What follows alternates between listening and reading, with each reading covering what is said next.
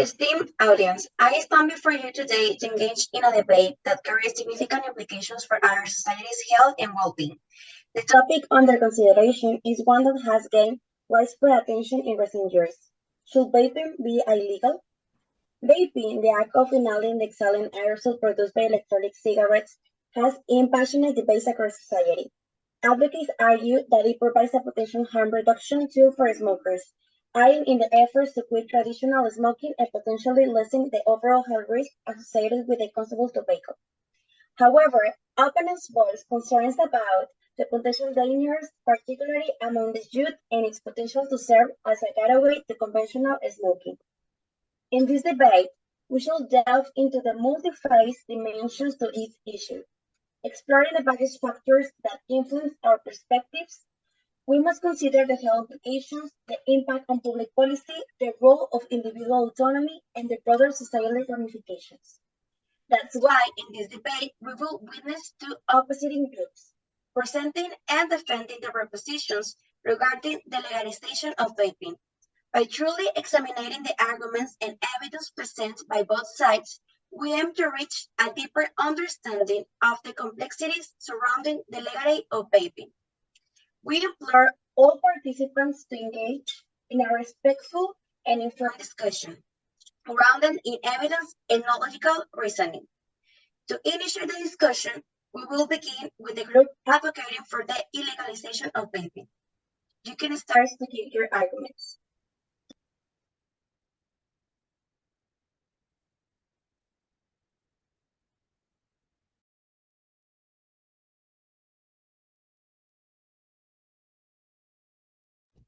Well, we have uh, different arguments that we would like to use, and I will present the three premises under which we are working with in order to stand in favor of illegalizing vaping.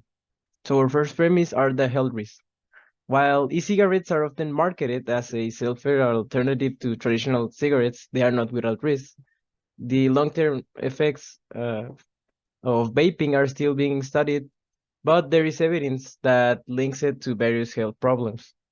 E-cigarette aerosol can contain harmful substances such as heavy metals, volatile organic compounds, and potentially cancer-causing chemicals. There is also the importance of the effects on youth, since the prefrontal cortex, one of the last areas of the brain to develop during the adolescence, is not fully yet matured. So there is a high risk due to the nicotine exposure during adolescence, which can harm the developing brain, affecting attention, learning, mood, and impulse control.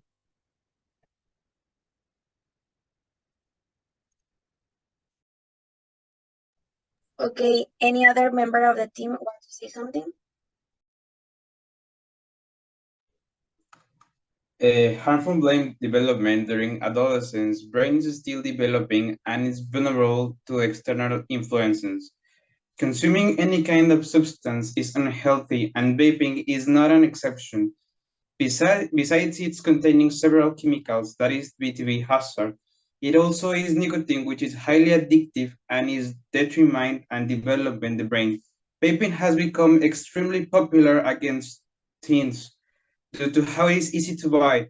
These people who sell vaping related products don't tell the risks about your lounges, and they even don't ask for your ID in order to buy it. If you're an adult, you can even acquire them by food ordering apps such as Uber or Didi. As a conclusion, vaping is considering bad due to this potential nicotine addiction, health risk associated with inhalation of harmful substances, and respiratory issues. Negative effects are no longer presented since this is a new harm. Okay, any other member of the team wants to add something? Yeah, to conclude, I'd like to talk about the effects of vaping on teens specifically.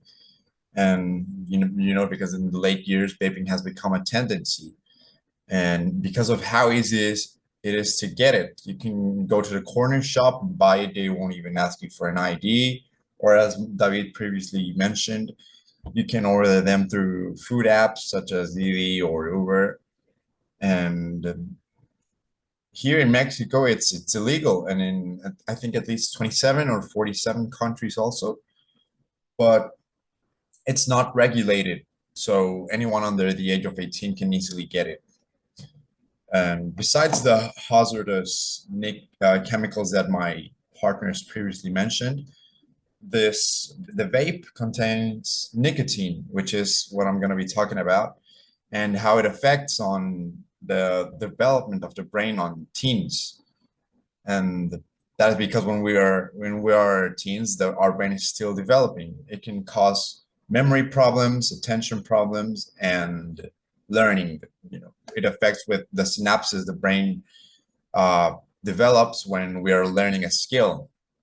And we still don't know the long-term damages that these can cause in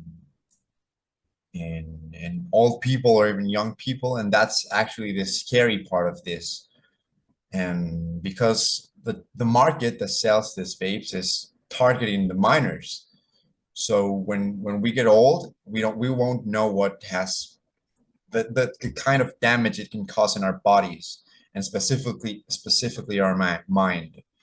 This can also lead into the young people, the younger generations, to try new things such as tobacco, marijuana, or even harder substances. Okay, thank you. Now, team against the illegalization of vaping wants to add something to what the other team had said. Yes. First, I want to say that it was really interesting hearing all your arguments against why should vaping will be illegal. But however, we have some counter-arguments that we think is really important to think about and to reflection in it.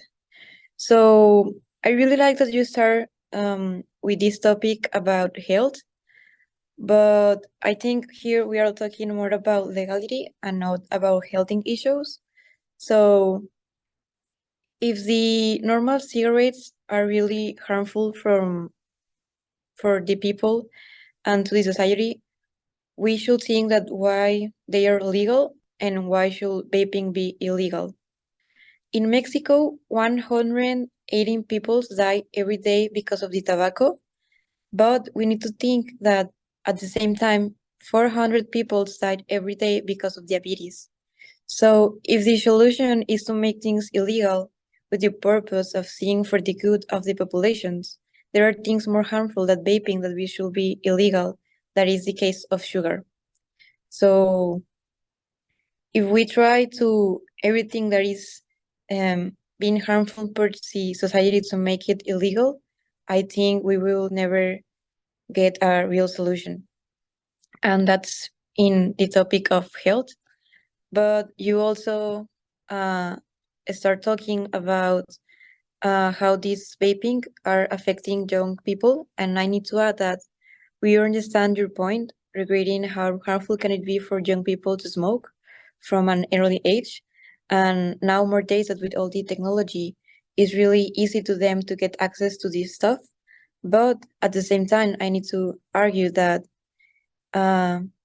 this is why regulations exist. And we believe that it's important that vaping is illegal for people that is over 18 years old. And with these regulations, we seek to protect society.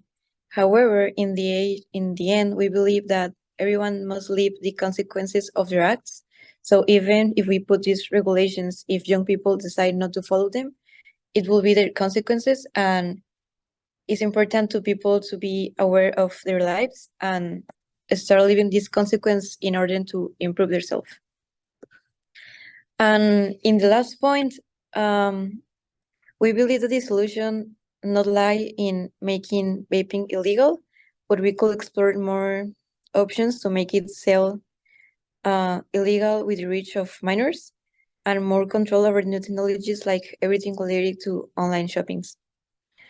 I like to conclude that society's faces worse problems and deaths than smoking, whose legality is not questioned, and we find better solutions in regulations and in the total ban of the vaping situations. Yes, thank you, Pamela. Rodolfo, would you like to add something? Sure, I would like to add that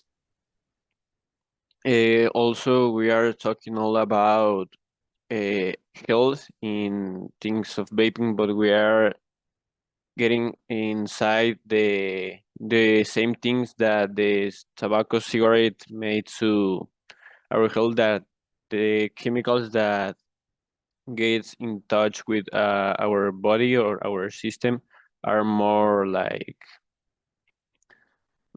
stronger or more harmful, and we're trying to illegalize a new tool that has also a lot of benefits to that people that are kind of addict, and we are living inside the cigarette tobacco that are more harmful and has more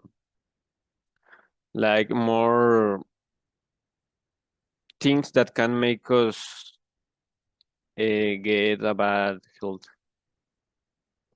Okay, thank you, Rodolfo. Now, I do have a question for those who are in favor of the illegalization of vaping. Regarding to the issues of health, what specific evidence or studies support your claims regarding to the health risks associated with vaping? Because you mentioned that there were health risks because of vaping. What are those studies that support that evidence? And are there also any long-term studies that demonstrate the potential harm of vaping? Yes, Felipe. Yeah, so the National Institute of Health actually made a study from the United States, actually made a study about the long-term damages that vaping may cause, because it's a new technology related to addiction, like smoking or nicotine addiction. They actually made a study where you can see that the blood vessels expand, meaning that in the future for vape users, there may be heart-related issues. Also, the CDC, which is the Center for Disease Control for the United States, says that in the short term, it already causes nicotine-related problems with the brain development, which is what I talked about. And that's where I got my arguments from. Thank you, Felipe. Yes, Alexander? There is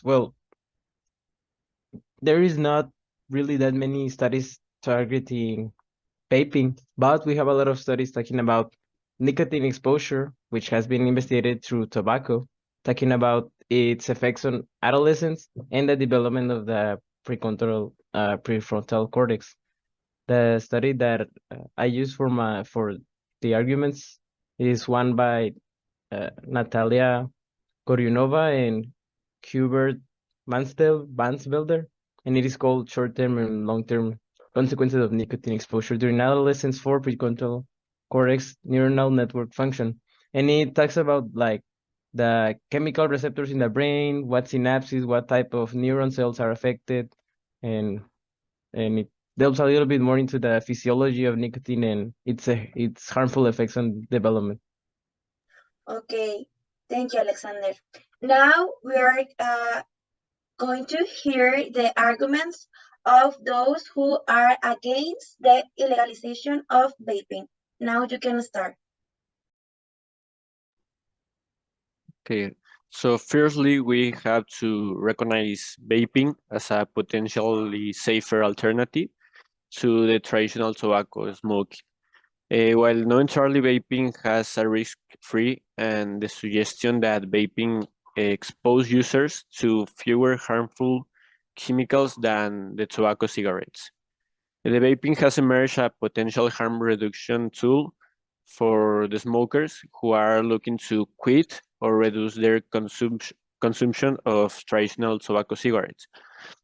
While it's important to acknowledge that vaping is not entirely risk-free, current research suggests that it may expose users to fewer harmful chemicals compared to combustible tobacco. Also, traditional tobacco contains thousands of toxic substances, including like carbon monoxide and a lot of numerous carcinogens. These harmful substances are produced through the combustion of tobacco and leading to the inhalation of smoke that can damage the respiratory system and increase the risk of various health problems, including lung cancer, heart diseases, and respiratory illness. In contrast, the e-cigarettes work by heating a liquid that usually contains nicotine, flavorings, and other chemicals. This liquid is vaporized and inhaled by the user, while the e-cigarette aerosol does contain some potentially harmful substances, such as heavy metals and volatile organic compounds. The levels of these substances are generally lower compared to those found in tobacco smoke. Also, I would like to talk about the opportunity given to people who smoke to give up this habit with a tool which can be regulated with a better taste, smell, and acceptances. One of the advantages of vaping is that it provides an alternative option for individuals who are trying to quit smoking. The smoking cessation can be an incredible challenging process, and many smokers struggle to break free from their addiction to nicotine. The e-cigarettes or the vapes offer a tool that can be regulated and controlled, allowing smokers to gradually reduce their nicotine intake or eventually quit altogether. The e-cigarettes come in a variety of flavors, which can make the transition from traditional cigarettes more appealing for smokers. Also, the ability to choose flavors that suit individual preference can enhance the experience and potentially reduce the craving associated with smoking. This aspect of vaping has been found to be particularly helpful for some smokers in the journey towards quitting. Okay, thank you, Rodolfo. Pamela, would you like to add something to what Rodolfo said? Yes, I believe in this case of vaping, we have like two targets that are the adults. And for the adults, I think vaping is a really good answer to the problem of quit smoking, because it's a way to slow the process and not going to everything to nothing. And at the same time, I believe we have the other point, other focus group that will be teenagers and like children's. And with this group, one of the problems that we face today is social media, and they are in an age that they want to be part of. So if they start to see like their friends vaping and being involved in these things, they as well will want to be part of.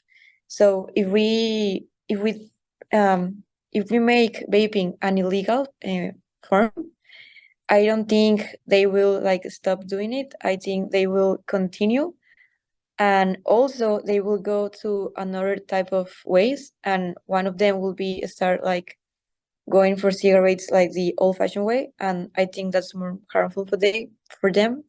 So I believe a solution is to, if social media is one of the things that is important to them, we will need to be aware and to speak to this person that nowadays they find out like influencers, to be really aware of what they are selling to these young people that are constantly watching to them and that they want to be part of. So I think it's important to be aware of what we are selling in social media, so people at young age don't start to copy those kind of bad ways that make them to not very good paths.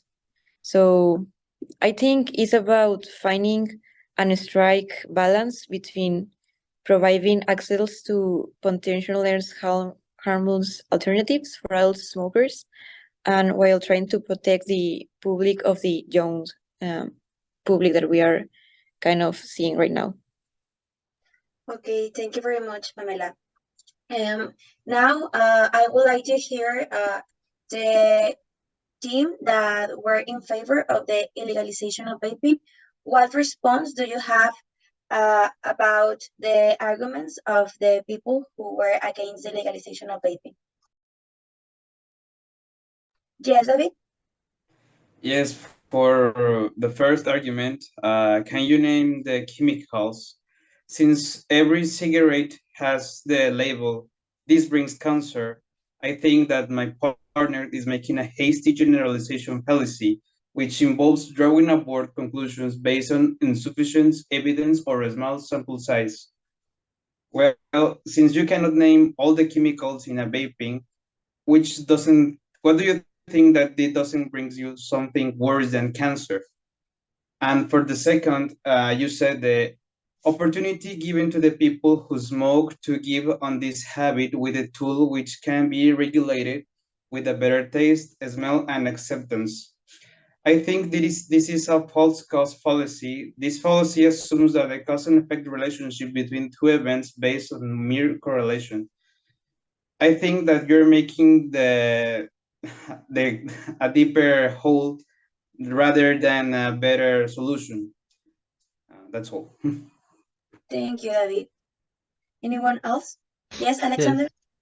You also addressed vaping as a possible way to give up on smoking, but what about the opposite? The vaping as a gateway to smoking or potentially other drugs. There is some evidence to to give us a perspective that perhaps vaping could work both ways as a way to stop smoking and also to start smoking normal tobacco combustion cigarettes. And there is also the need, well, or need for regulation. Perhaps it may be too harsh to for a complete legalization, but there is a very important need to regulate it because right now, since it is not regulated, sales and sales from vape usually have different compounds that, as David said, they are not well known. You can buy from, for example, cannabinoid vapes, such as wax, and they are associated with an outbreak of lung injury, which could be fatal. And that is why there would need to be a much higher regulation because we don't know what kind of chemicals are being put in the vape that people may inhale. And there is also the need for regulation because it is also a source of lung infections by bacteria or perhaps even fungi. Thank you, Alexander. Felipe, would you like to add something?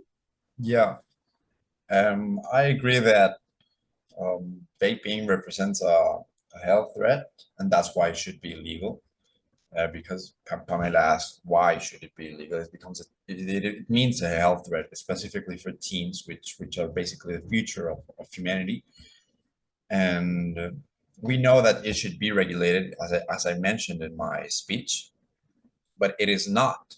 That's why it is so popular amongst teens. And you also mentioned, Pamela also mentioned that we should be held accountable for what we make. We should be held accountable for the consequences of our acts, and that there are other substances that are far way more dangerous than vaping. But we can say the same about vaping. Why just ban one but not the others? Because they all mean a threat to health.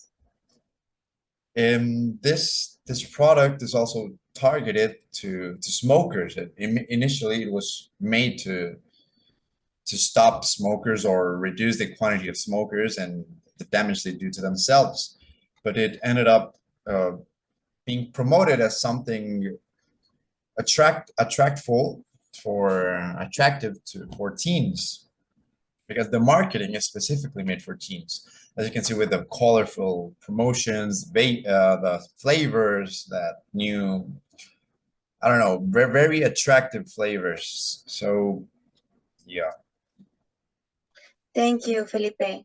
Now, I would like to ask of those who are against the legalization of vaping. Also, I want to give you the opportunity to respond like the questions what David said.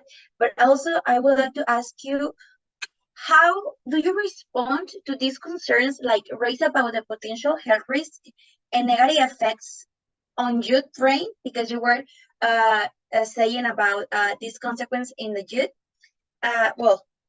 These negative effects on youth brain develop association with vaping.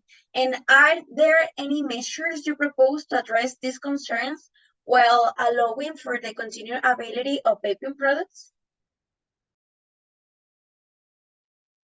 Yes, I want to say that I think even that we are like in the team to make that we are against to make illegal the smoking or vaping, we are also concerned about young people. And this is why vaping is illegal to people that is under 18. So we are like putting our part and making like these regulations because we want them to be safe. But at the end of the day, if they don't follow these instructions that we are giving or these regulations, the consequences will be like for they like we are trying to protect them, but at the end of the day, is their choice. So we are trying to strike a balance between health concerns and also respecting the choices of every people, and well, knowing that they will suffer their own consequences. However, we also have like these things that we think that will be really helpful, and one is public education. We believe that if we start talking about the consequences, young people will be more aware of the problem. Also, be really responsible with the regulations and restrictions, and making the products safety with safety standards, and also trying to talk more about this topic. And I think that's what we are trying to offer. Thank you, Pamela. I think that after evaluating these premises that you were mentioning, it becomes clear that while vaping is not without risk, it can potentially provide a harm reduction option for smokers, as the teams were saying. Strict regulations, product safety standards, and education that are crucial in ensuring responsible usage and minimizing this potential harm. A complete ban of vaping may limit these options available for smokers seeking alternatives and harm reduction efforts.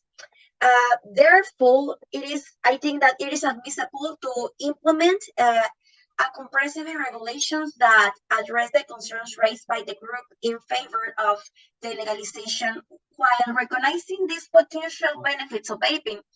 Also, this approach allows individuals to make informed choices and access to regulated and safe products, and also receive the support in the efforts to reduce harm or quit nicotine use altogether. In conclusion, I think that a balanced approach is required, that is essential to take into account. And also, I think that we need to focus on harm reduction, regulation, and public education rather than just going to a right provision of vaping. Because I think by doing so, we can strive towards a healthier society while respecting individual choices and providing this positive effect support of those looking to quit smoking. I want to thank you, all of you, once again for your valuable contributions, and let us carry the knowledge gained from this debate into our future endeavors. I invite you to do that. The debate may be over, but the ongoing pursuit of knowledge and collective well-being continues. So, thank you, all of you.